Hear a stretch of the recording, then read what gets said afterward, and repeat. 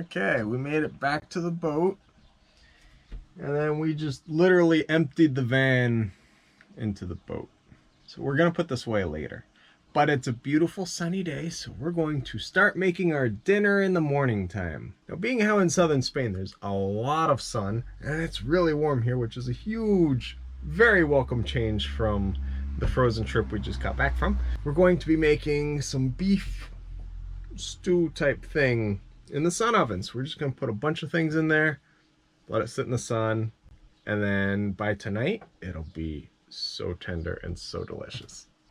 There's olives, mushrooms, lots of garlic, onions, sweet potato, beef, and then some Old Bay, a lot of paprika, some chicken stock, and then a good heaping amount of olive oil.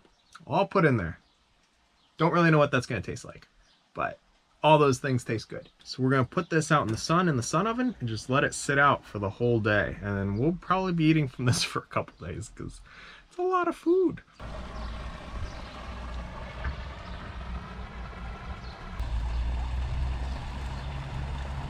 So this has been in here all day. So when we started, it was looking that way, and the sun's going the whole way over, and now it's looking this way. So yes, all day I kept scooting it in a little. So how hot is it in there? It's currently 220. Yeah, somewhere in there. Oh wow, it looks really good. Oh. Yes. Wow, that looks really good. So it's a lot of brown. So I drew inspiration from a couple places for this. One was my mom's cooking from Puerto Rico, and then the other is alcapra from the Azores. So just the idea that, hey, put cubes of meat in the sun for a long time at low heat. I'm like, we can do that. This is very good. Sweet. The flavor.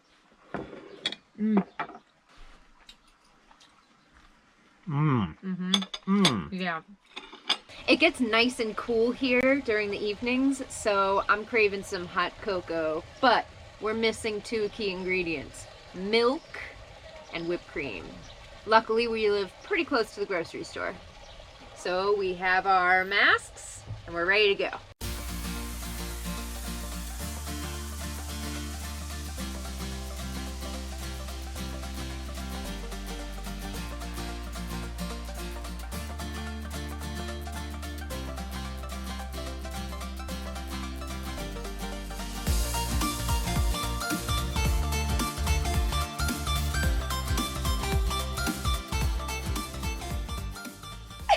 It's a little different from the American version. Is it? Yeah. Okay, we are waiting for the van company to come pick up the van. It's finally time to say goodbye to Ginny. They came and picked it up because we were quarantined here and we couldn't get it back to Malaga. So this ends the van saga of Rigging Doctor.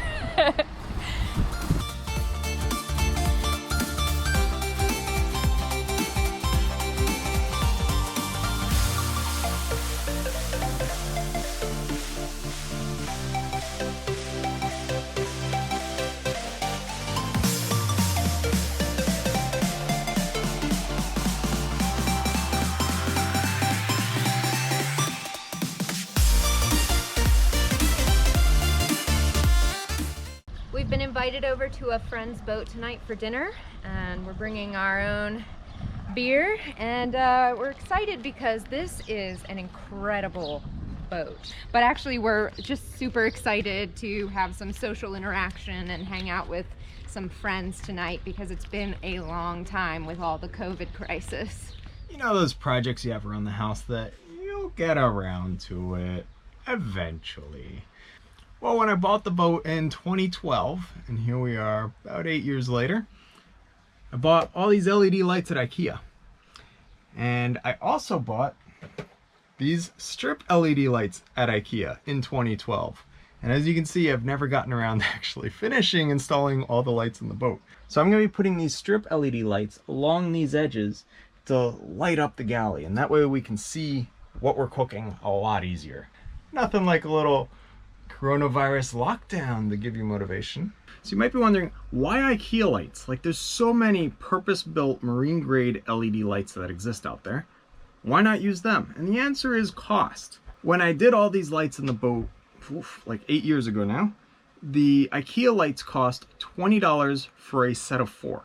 Each single one from West Marine was about $150. And the thing is, in 8 years, they've worked the whole time. They've never failed, haven't had any problems. And thousands of miles, we had a lot of water coming over the deck when we were going across the Atlantic. So like they haven't had an easy life, and they're still doing just fine. The IKEA lights have this, you know, the lovely power cord that they all come with. So you plug in your side, and then it says the input voltage, and most importantly, the output voltage is 12 volt DC.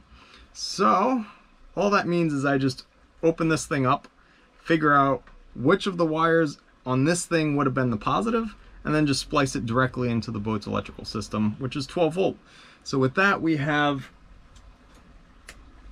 12 volt lights wired into the boat, and they're really cheap, and they draw very little power. So when you open it up, you can see your wall outlet comes in, goes into the circuit board, bunch of gizmos, and then it comes out into 2 wires, and this is a 12 volt output. Now the way you can tell which one's which is sometimes on the circuit board it'll say POS, which means positive, not anything else. Or it could have a little plus sign, stuff like that. Or on the negative, it'll say negative, NEG, or in this case, it says GND, which is ground. So with that, we know that this one is negative, and therefore this one is positive. So all we have to do is mark that this one's positive, cut it off of this whole apparatus, and throw it out. And then we have our pigtail, which will wire into the boat. So this would be positive, negative, and then this hooks up to the IKEA lights.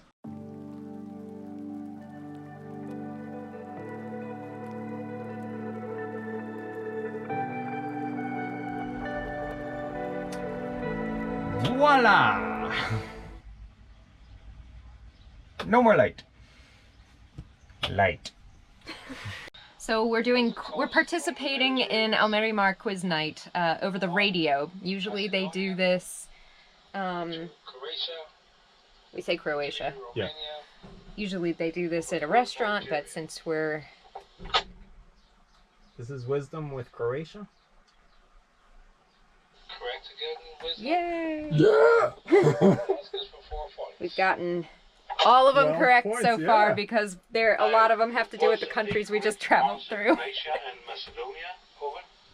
Today is May 24th, 2020, and that means that it is my 29th birthday, and it is a windy one. Herby's out there putting up a spring line because we are getting pushed so hard into the boat next to us.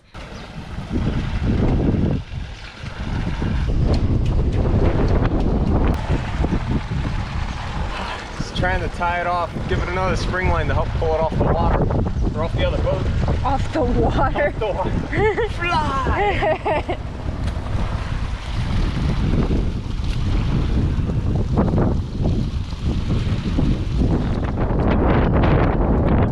Took down the rigging doctor flag because it was getting a little too messed up out there. But as soon as Herby gets that spring line figured out, we're gonna go out to Cafe Ankara, where we're gonna get a nice English breakfast.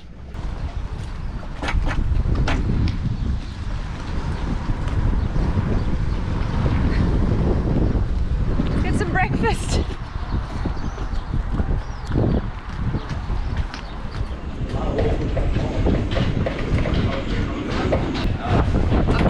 Birthday breakfast.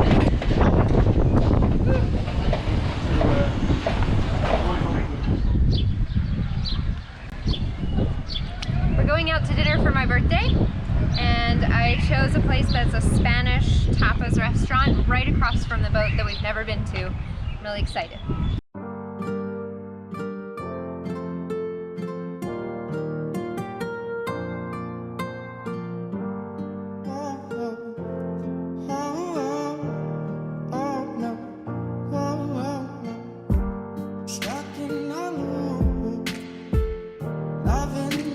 Okay, I've been cleaning raining all day, and I can finally show you our brand new upholstery for our salon. I'm so excited. It looks amazing. It was done by a lady who works just across the way, and we're super, super happy with it.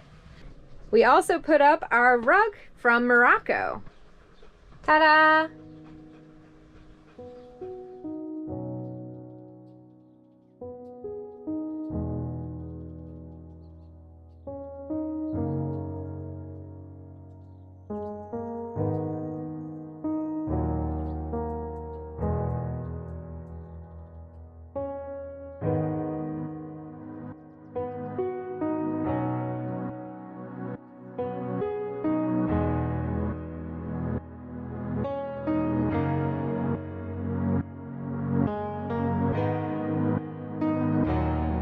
Alright, well today Maddie's going to be having a book swap later on our boat. But it is super insanely ridiculously windy out there. It's crazy. So I was trying to finish this book before the book swap, but I don't think that's going to happen. I am a little nervous though about people coming on and off the boat because it's a little bit treacherous walking across the gangplank today. It's been this way for a week now and it's getting a little old.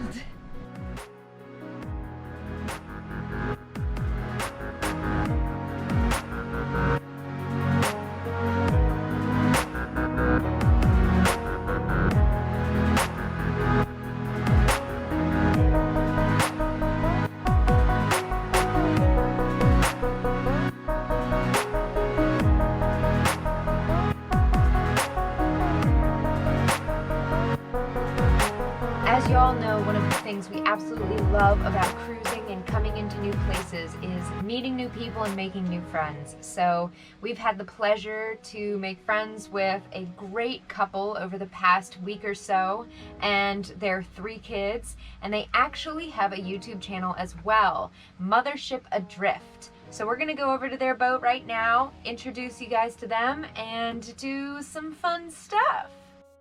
Just sit anywhere. Okay, I have been commissioned to do an art lesson with these wonderful new friends. So we're going to be learning how to draw faces today. And we've all picked our materials. They have a wonderful selection here on board, and I'm very excited. So, do we want to draw each other's faces? Okay. Okay, so yeah. each person picks somebody who you want to draw, right? Their face. Okay. I bet And Gary's gonna pick Kieran and Kieran's gonna pick Gary. Might be.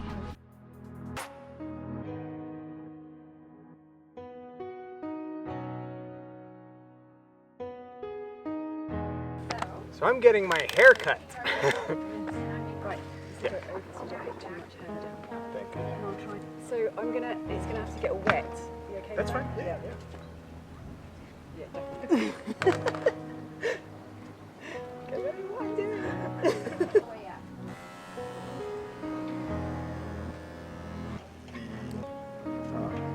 If he gets close to her, that is. That's it. Yeah. Well done.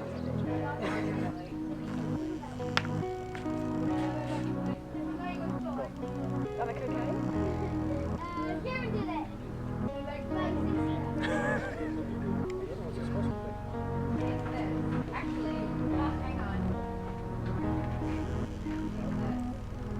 Yeah.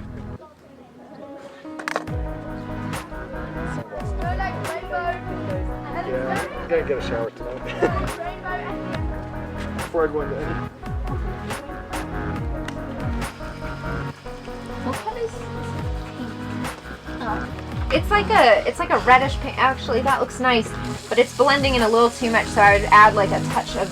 I would actually add like a touch of like intense red just on top. Nope, it's on that eye. Finish! Cat staring! It looks great. Loosely based on a distant relative. This is a genuine sangria. It's the beginnings of a sangria, which is made by our genuine Spanish friends. Oh boy. It was made a week ago, so this fruit has been soaking in possibly about five spirits, don't we, of secret spirits that we don't know what they are, because we can never remember, because by the time we've drank sangria we forgot what they said.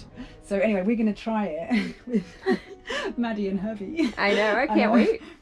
So you've got to mix it with peach juice and wine and oh, so that's not like the whole concoction. no, that's so you got a bit of that, which is very strong, and then you put a bit of peach juice, and then you put some wine in. Got it. Ice to make it so cool. that's the secret right there. But That's what makes it unique. Yes. Very cool. I'm super excited.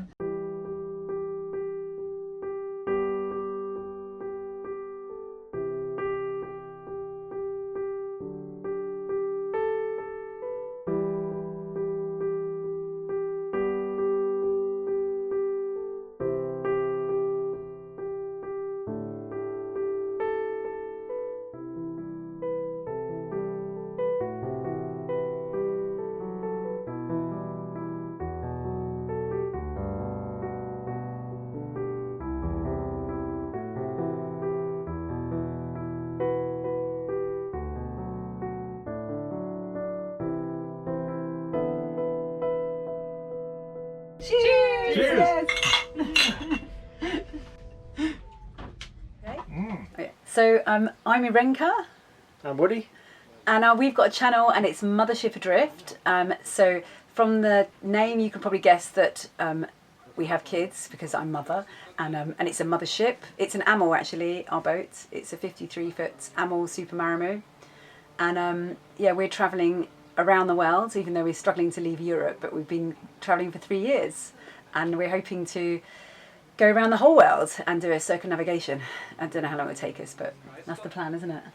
Yeah, we've got 3 kids aged 13. 13, 10 and 8. Yes! And all mine as far as we know. And if you had to choose like 2 highlights, what are your favorite 2 places that you've been?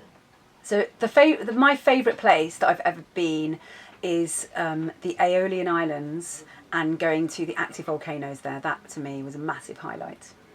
I think mine was, we went to the Syrian border to see an ancient monument called Göbekli Tepe. That was been a long-term ambition of mine to see that, and I never thought we'd get to see that. And then one morning you turned up and you said, I've booked tickets.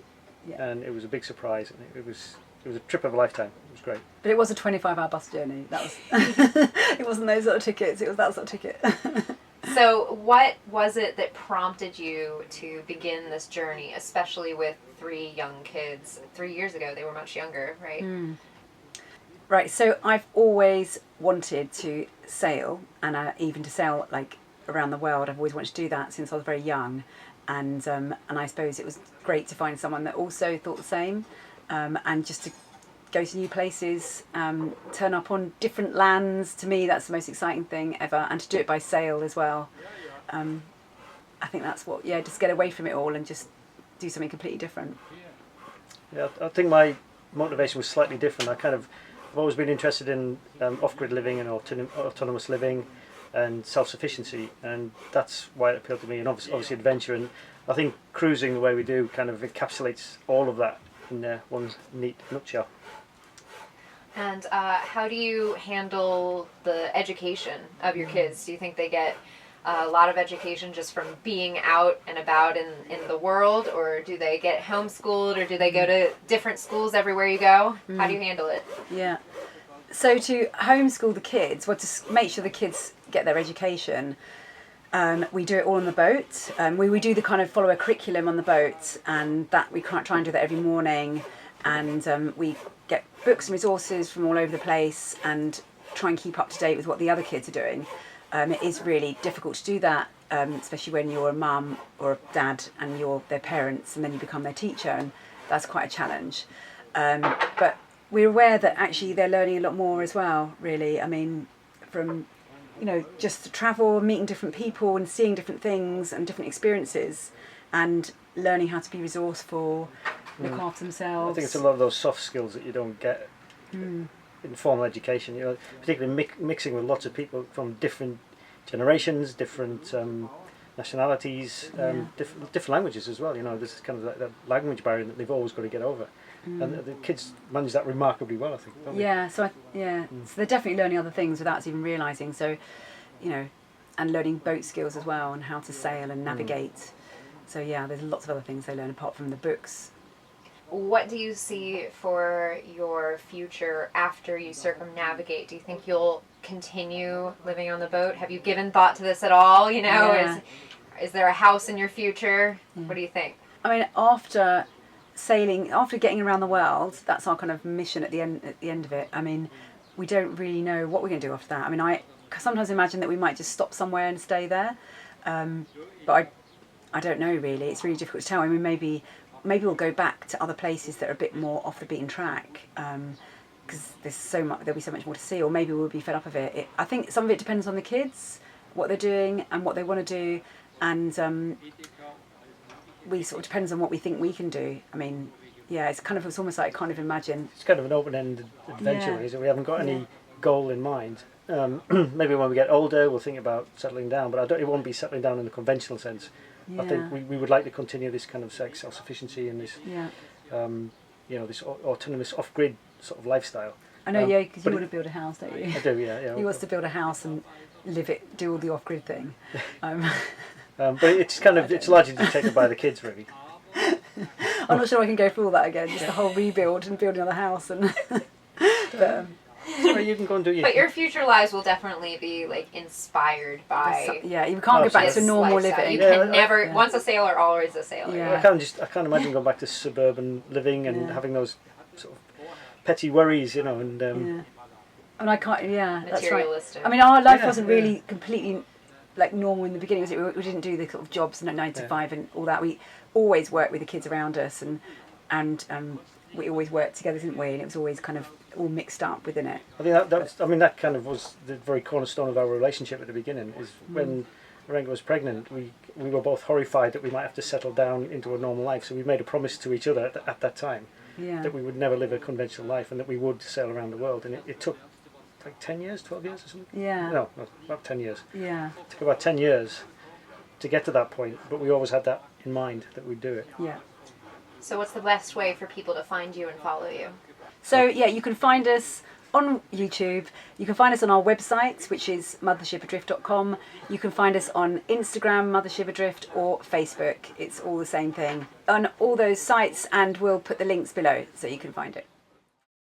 So right now is just kind of everything that leads up to us leaving the Mediterranean and crossing the Atlantic for a second time. All right. Yeah, fine. Bye. Cheers, guys. One more later. Have fun. Today's a special day. You're gonna get a rare view and look at our electric motor. Yeah, and 3. Slowly. Oh, nice, guys. Thanks so much for watching. Be sure to like, subscribe, and share this video with your friends. And if you'd like to follow our journey in real time on a map, receive postcards from our ports of call, and message us directly to the boat, you can go ahead and become a patron using the link in the description down below.